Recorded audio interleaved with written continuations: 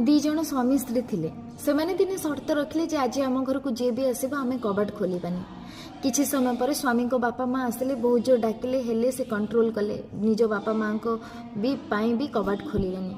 किछि टाइम पर तांको स्त्री को बापा माँ आसिले तांको बापा बहुत जोर डाकिले झील कबाट खोल कहीं कबाट खोलुन तांको स्त्री इमोशनल हे आ निजको संभाली पारिलेनी जाइके कबाट खोलीदेले।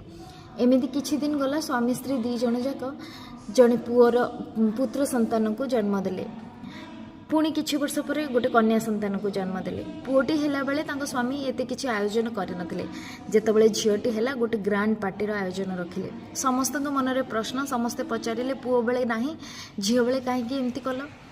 स्वामी जनक उत्तर देले आज्ञा ये किछि वर्ष पूर्व मु एक्सपेरिमेंट करी जानिगली गोटे बापा पाए केवल गोटे झील ही सब बेले कबाट खोली पारे निजको संभाली पारेनी ता आगरे जेते शर्त भी थाउ।